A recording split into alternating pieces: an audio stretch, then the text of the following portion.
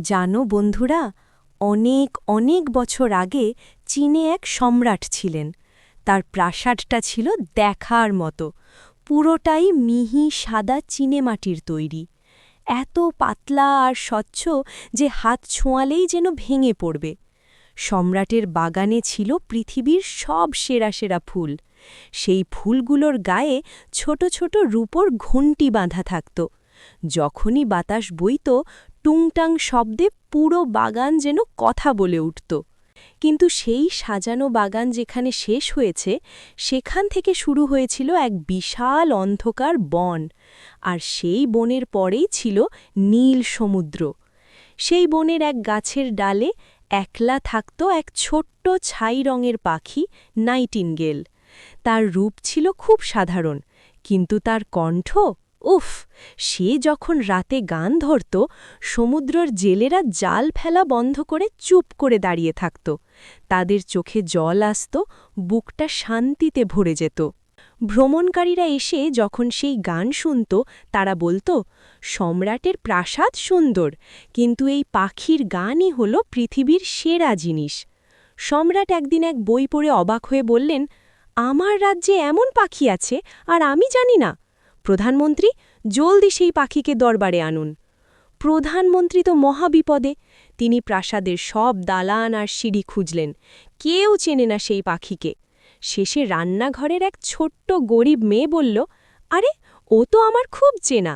মা অসুস্থ থাকলে আমি যখন বনের ধার দিয়ে যাই, ও আমায় গান শুনিয়ে শান্ত করে। নাইটিঙ্গেল রাজসভায় এলো। সম্রাট বললেন, গাও তো খুদে পাখি। অমনি সে যে কি সুর ধরল! সম্রাটের দুই চোখ জলে ভরে এলো, গাল বেয়ে সেই জল গড়িয়ে পড়ল। সম্রাট খুশি হয়ে তাকে সোনার মেডেল দিতে চাইলেন, কিন্তু পাখিটি কি বলল জানেন?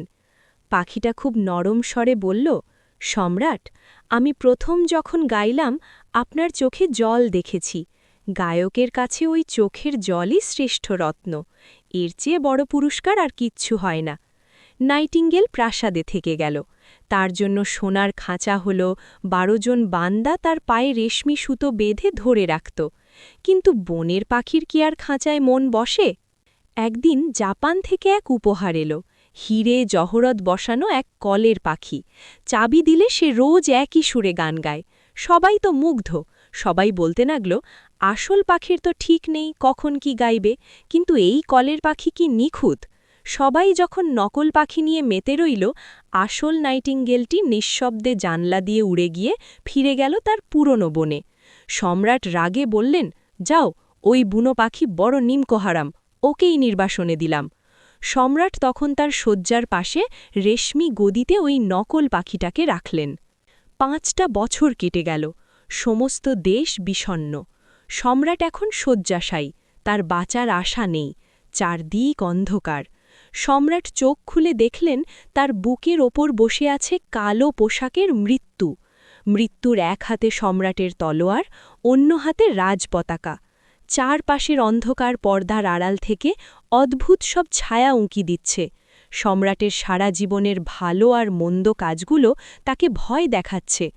সম্রাট ভয়ে চিৎকার করে বললেন, গান বাজাও, ঢাক বাজাও। কলের পাখি, তুমি কেন গান গাইছ না? চাবি ঘোরানোর কেউ নেই বলে কি তুমি চুপ থাকবে? কিন্তু কলের পাখি তো পাথর আর লোহার তৈরি, সে নড়ল না। মৃত্যু তার কোটরে বসা চোখ দিয়ে সম্রাটের দিকে তাকিয়ে রইল। চারদিক ভয়ার্ত নিস্তব্ধ। ঠিক সেই সময় জানলার বাইরে থেকে একটা খুব চেনা মায়াবী সুর ভেসে এলো। সেই ছোট্ট ছাই রঙের পাখিটা ফিরে এসেছে। সে জানত না সম্রাট তাকে তাড়িয়ে দিয়েছেন, সে শুধু শুনেছে তার বন্ধু অসুস্থ। তার গানের সুরে ভুতুরে ছায়াগুলো মিলিয়ে গেল। মৃত্যু পর্যন্ত গান শুনতে শুনতে মন্ত্রমুগ্ধ হয়ে গেল। একসময় মৃত্যু একটি ঠান্ডা ছায়ার মতো জানলা দিয়ে উড়ে চলে গেল। সম্রাট চোখ খুললেন, তার শরীরে আবার প্রাণ ফিরে এলো। তিনি কাঁদতে কাঁদতে বললেন, ক্ষুদ্র পাখি, আমি তোমায় তাড়িয়ে দিয়েছিলাম, তবু তুমি আমায় বাঁচাতে এলে। আমি তোমায় কি দেব?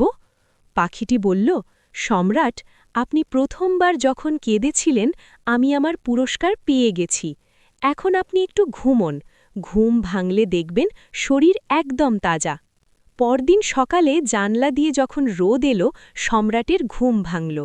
অনুচররা ঘরে ঢুকে ভাবল সম্রাট মারা গেছেন, কিন্তু তারা দেখল সম্রাট রাজকীয় পোশাকে দাঁড়িয়ে মুচকি হাসছেন আর বলছেন, সুপ্রভাত। নাইটিঙ্গেল সম্রাটের কানে কানে বলল, আমি প্রাসাদে থাকব না সম্রাট, কিন্তু যখনই আপনি একলা হবেন আমি জানলার কাছে গাছের ডালে বসে আপনার জন্য গান শোনাব। আমি আপনার হৃদয়ের কথা গান গেয়ে শোনাব। এই বলে পাখিটি আবার বনের দিকে উড়ে গেল। বন্ধুরা, হিরে মুক্তো দিয়ে তৈরি যন্ত্র হয়তো চোখে আলো দেয়, কিন্তু একটা ছোট্ট পাখির অকৃত্রিম ভালোবাসা আর গানই পারে মরণকে জয় করতে।